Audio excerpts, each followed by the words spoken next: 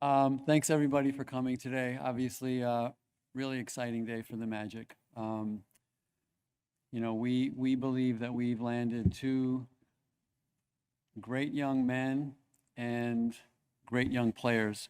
And the exciting part for us is always, as you guys know, we look for the person before the player. And we feel that these two young guys have, our Magic DNA. They're about others.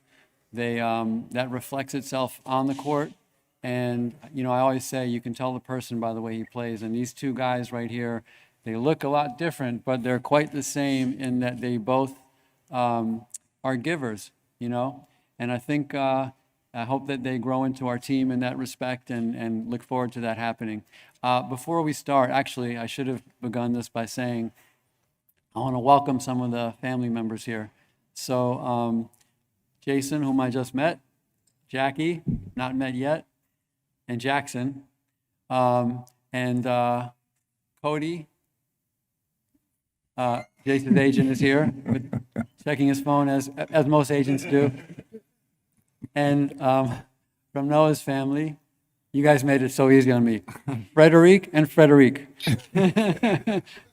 And Sister Eva behind there, and Fleur. So thank you guys all for coming. It's really special to have you guys here. All that being said, and where's Francois? There he is. And Francois, with his magic hat. All that being said, I'd like to open up for any questions and shoot. Okay, if you could wait for a microphone and state your name and affiliation. Start with Dan. Dan Savage, OrlandoMagic.com. This is for both Jace and Noah. Now that you've had a short amount of time to reflect, what was it like hearing your name called on draft night, either on TV or in person, and what was the reaction to coming here to Orlando? Still a surreal feeling. I still can't wrap my head around it. I have all my family members there with me, Coach Izzo there, and all my close ones. So just be able to have that special moment with them, it was really, really special. And like Jace, I was there during both of the draft nights. So just being able to walk on stage and see my family being proud of me was just a great feeling. And I started to understand what was happening to me as soon as I walked into this gym. Jason Beatty with the Orlando Sentinel. Noah, we talked with you last night. Just you were disappointed that you didn't get picked in the first round, but for the Magic to actually trade up to select you, just what does that mean to you, and then the expectations that come with that? I think it's a reward of all the work I've been putting in these the last years. I feel like it's really a mark of trust that the organization is putting in me and faith. So I'm just really glad to be in that position where I know that people are trusting me for the future. Philip Rossman-Reich from Orlando Magic Daily for Jason, Noah. You've heard Jeff say that you have the kind of Magic DNA in you. I promise this isn't to get you in trouble or part of a quiz or anything, but what does that mean to you, and what do you feel that means about you as you join this team?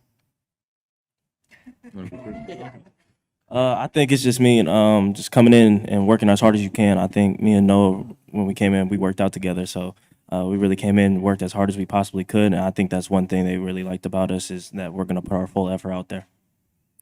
Like he said, I think it's probably also taking care of each other. I felt like the organization was really big on family, having all of their players connected to each other. So I think it's a big part of the DNA. Cody Taylor, Rookie Wire, USA Today for Jace.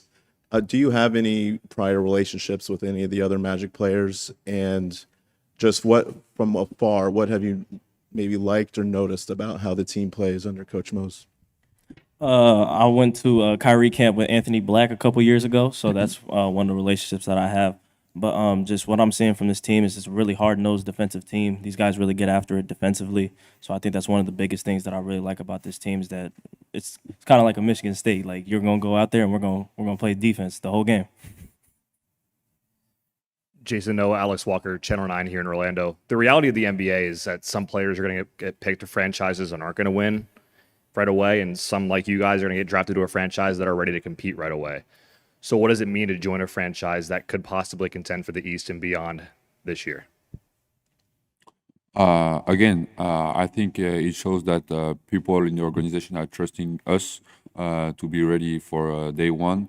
And at the same time, they allow us to make mistake and develop ourselves as the young player we both are. So, again, it's just good to have that confidence around you. Oh, most definitely. I think just having a group of guys that are really confident in how their team already is, and joining that and just trying to learn from guys like that. So stepping up with guys and just learning from them. Jeremy Brenner with Orlando Magic on SI. This question's for Jeff and Noah. So over the last few years, I think when Wembanyama came into the draft, there was kind of this rise in French talent coming into the NBA, and we've seen that over the years. There's been more and more French talent coming into the league. What has changed over the last few years to kind of elevate the French talent in the world, and what can you bring, Noah, to this team that you've learned through playing in France? I'd say the mentality in France. I've been in both of those eras. I've been in between the transition between the mentality of the coaches, the Federation of Basketball in France. Everything has evolved. You have a different way to approach the game now. We start to look up to the United States of how they play, how they train, and we try to catch up to this mentality of always working harder and harder. So I think the progression translate into like we had yesterday six. Overall in the draft we had six French players drafted to teams. So I think it's encouraging for the French basketball, and it shows that we are evolving as a nation. Jamal, this is for you. Jason Beatty with Orlando Sentinel again. Just how does Noah impact Orlando's defensive identity? Just watching him and seeing how he plays, this physical stature, the IQ, the ability to guard multiple positions. I think just sitting in that realm for us right now, the switchability, I think that's, sits a lot on the forefront for us. Hey, Jamal, back here. Zach Maskowitz, West 2, back at the cameras, straight ahead. There you go. Gotcha. There you are. You got a chance to have Jace and Noah in the building now for obviously a short period of time, but what's your overall impression of meeting these young men and how they can gel and fit with this team? Well, like Jeff said, the character first, their families. And before I do anything, you have to give Jeff and his team credit for what they've done, the research that they do, the hours that they spend to getting it right, and bringing the right type of player and person in the building. And so to that point, it says they've been fantastic. Welcome them with open arms. The way in which they approach the people in the building, they understand what we are about. He talked about family, the way that these guys connect to each other. The guys were on the floor just a minute ago, being around each other, getting some work in, and they fit exactly what that is and who we are and what we represent here. Mose, Dan Savage, OrlandoMagic.com. Jeff talked last night about once you get the guys in here, indoctrinating them into the Magic way. What goes into that process? And as you're going through that process, how much does it help that you have guys who've already gone through it in and out of the building, especially during the summer? It's huge. Them being able to come into the building, meet guys, talk, and just fit right in. But again, it speaks to their character. It speaks to the way that they were raised, that it's about people. It's about the how you treat people, the care factor you have. They're both selfless individuals, and that fits who we are as a group. And more than anything, on the other side of it, on the court, they're both competitors. And that's going to be big for us, whether they're 19 and 20 or 25 and 30. They're competitors and they want to compete, and that's who we are in this organization. Back here in the back, Shane Whitehead, WFTV. Jace, this is for you. For those of us that have covered this team for quite a while, we can remember you running around the Amway Center, watching your dad, 6, 7 years old, maybe 8, I don't know. But what's it like for you to kind of complete this circle, and your first NBA shot is with the team your dad played for? It's a super crazy feeling. I remember coming around here, running around the Amway Center, Stuff's Castle. I was running around in there doing 360s, trying to dunk, just running around. So it's just super crazy from being there as a kid to now being an NBA player on the team. So it's super crazy. Ryan Welch from News 6 here in Orlando. Jace, is also for you, and kind of piggybacking off that question, what is your relationship like with your dad as someone that has obviously been there and done that? How much do you lean on him for advice and feedback as you go through this process? I mean, a lot. When you have somebody that's gone through something that you want to go through, you take any advice you can get. So I'm always open ears, listening to anything he has to say, any advice he has to give. So it's a really good resource, and I have a really good relationship. Jace in the back here, over here. Brandon Green, Spectrum News. So what does the number 11 mean to you? Why did you want to wear it for the Magic?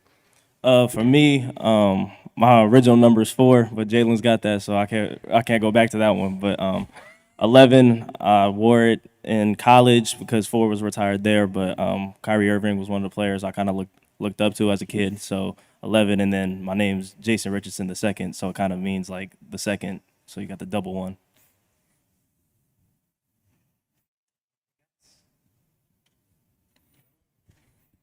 Phil Brosman-Reich from Orlando Magic Daily. Coach, you were asked what Noah brings on the defensive end. What does Jace add to this team offensively, knowing that he's been credited as such an efficient scorer?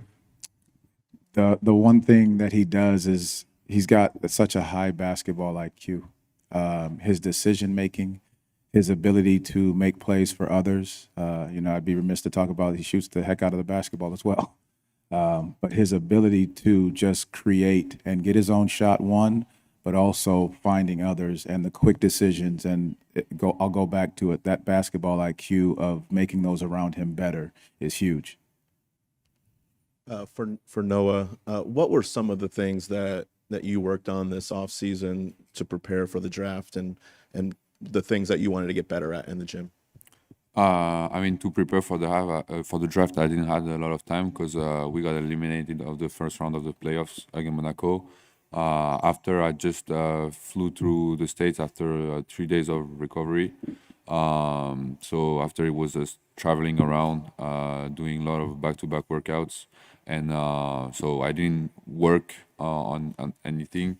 I've been working the whole year to get prepared for the draft. So it was just the work of all the year, but now that I was there, I was just like flying everywhere.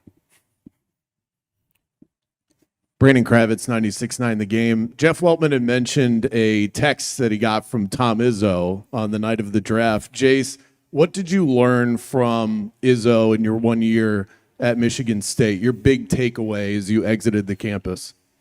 Just a lot. I think one of the biggest things was film. He loves film. He watches it right after we win, right after we lose. Any single time we're on the bus, he's got the game popped up. He's watching the clip 10 times on one play. So I think I just became a lot better film watcher with him. We broke down a lot of film together. Days where I wouldn't have class, I would go into his office and we'd just watch film together for like 2 hours.